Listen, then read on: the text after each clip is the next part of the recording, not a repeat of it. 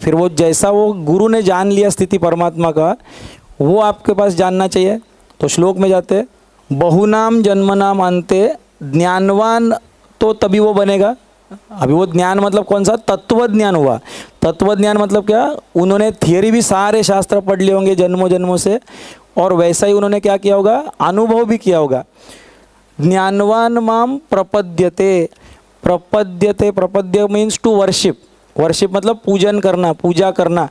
बहुत जन्मों के बाद अंत के जन्म में कोई अवतार या कोई गुरु या वो लेवल का आदमी जो ज्ञानी हो चुका है, वो पूजा वो भी करता है, बराबर है। श्रीपाद श्रीवल्लभ भी कुछ पूजा करते होंगे, और रामकृष्ण परमहंस भी काली के पूजा करते थे, वह एकनाथ महाराज होंगे वो सब भी करते थे, वो ज्ञानेश्वर मावली भी करते होंगे, वो पांडुरंग विट्ठल वो सब उनका सब कुछ था। तो सब गुरु भी तो करते हैं ना पूजा वगैरह, तो वो भी वर्शिप तो करते हैं, लेकिन वो किसकी पूजा करते हैं? वो किस मंदिर की करते हैं? वो सिर्फ काली का या किसी बाकी का या दत्त का उसका नहीं करते। वो जाने के बाद, अब ये भगवत गीता इसलिए वासुदेव, अगर शिव पुराण पढ़ते तो शिव आएगा, दत्त का किताब पढ़ोगे तो दत्त आ जाएगा।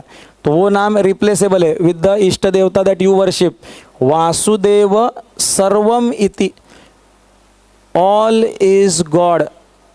उसमें वासुदेव सर्वम इति, उसका भगवान क्या बन गया? पूरा विश्व ही परब्रह्म है। उसको एक मंदिर लगता नहीं है, एक मूर्ति से लगता नहीं है, उतना नहीं, उसके लिए पूरा विश्व। वासुदेव सर्वमिति, लेकिन वो तुरंत वो कौन बनेगा?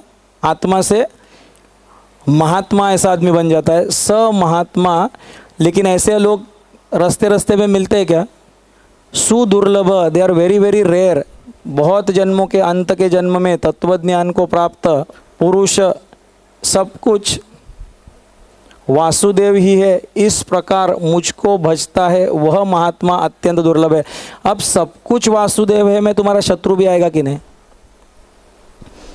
शत्रु भी आएगा कि नहीं? फिर तो जिस दिन तुम शत्रु को भी परमात्मा की नज़र से देखना शुरू करोगे, मतलब he came to teach me a lesson. हम हमेशा बोलते हैं lord in the form of xyz person has come to teach me a lesson और प्ले विथ मी।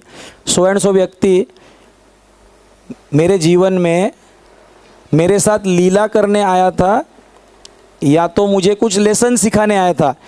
ये भाव जिस दिन घर आपके दिमाग में आ जाएगी, you have reached to that last birth, तब होता है संन्यास। संन्यास शब्द का मतलब पहले न्यास तो समझना चाहिए।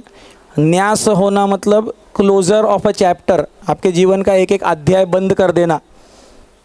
संन्यास मतलब total closure of all the chapters of your life, पूरे जीवन के सारे चैप्टर खत्म। मतलब राग द्वेष, इसका अहंकार का सब कुछ, मैंने इतना दान किया से लेके पुण्य वाला का भी चैप्टर क्लोज, और मैंने इसके साथ इतना शत्रु, इसका मुंह नहीं देखना है, ये नहीं करना है, झगड़ा सब, एवरीथिंग क्लोजेस।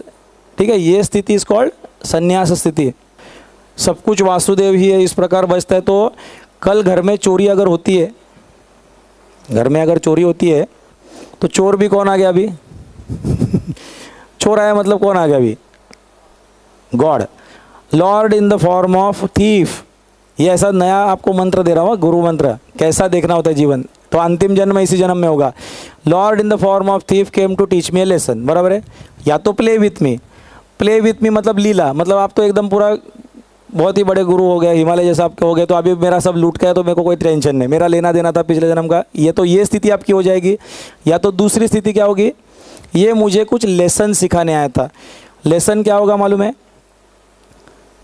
कि मैंने भी कभी तो कुछ चोरी की होगी, एग्रीड? हाँ, पर आपने बहुत चिंतन किया, नहीं नहीं मैंने कुछ भी चोरी नहीं की है। तो बोला जाएगा कि तूने पैसे का चोरी नहीं किया होगा, ठीक है, किसी और चीज़ का किया होगा। बोलते हैं नहीं मैंने वो भी नहीं किया है, तो तुमने पिछले जन्म में कुछ तो किया होगा, ऐसा बोलेगा आंसर। वो पूरा ध्यान लगा के पूरा 4 जन्म का 8 जन्म का ढूंढ के निकाला, मैंने उसमें भी कभी चोरी नहीं की थी, तो भी आज चोरी हो गई है। तो भी विल टेल, वो थीफ जो आया था चोर, वो तुम्हें कुछ तो लेसन सिखाने था, तुम्हारा भी कुछ गलती था ही। बोलते कौन सा गलती होगा फिर? और नेक्स्ट गलती कैन बी समय की चोरी किया होगा। तुमने नौकरी जब की थी, when you are in your job, 8 घंटे का पगार दिया था ना बॉस ने, एंड आप वो चाय पाने के लिए बहुत टाइम ब्रेक लिया, चिट चैट करते हो, यहाँ वहाँ घूम के आते हो, तो यू या कोई तो पेपर वेपर निकाला, जेरोक्स का कुछ निकाला, छोटा छोटा था ना, तो दीज थिंग्स ऑल्सो काउंट। या तो वो किया होगा, उसका फलश्रुति आ रहा है। आपने बोला मैंने वो भी नहीं किया है, I have not done any theft, मैंने कभी नहीं किया, तो क्या लेसन होगा? तो भी एक लेसन होगा, वो परमात्मा आया होगा कि मुझे कमाने तो आता है पैसा, I know how to earn, but I don't know how to protect it और सिक्योर इट। शायद मैं ऐसे खुला छोड़ता हूँ, मैं ज़रूरत से ज़्यादा, I may be too good, it is too bad to be too good, मेरे अंदर वो क्षत्रिय गुण नहीं होगा। कुछ तो लेसन सिखाने वो परमात्मा आता है। इतना समझ में आ गया? ये भाव जब आएगा तो इसका मतलब ये है क्या कि पुलिस स्टेशन में जाने का नहीं, कंप्लेंट नहीं करने का, वो वस्तु लेने का नहीं। ये पार्ट 1 बोला था, अंडरस्टैंडिंग। उसके बाद उसने तो तुमको सबक सिखाया कि नहीं? वो ब्रह्म ने आपको लेसन सिखा दिया, lord in the form of xyz person, वो थीप आ गया। लेकिन फिर वो चोरी क्यों कर रहा है उसके बारे में तो आपको चिंतन करके उसको पुलिस स्टेशन में लेके जाना पड़ेगा, नहीं तो वो दूसरों की चोरी ना करे।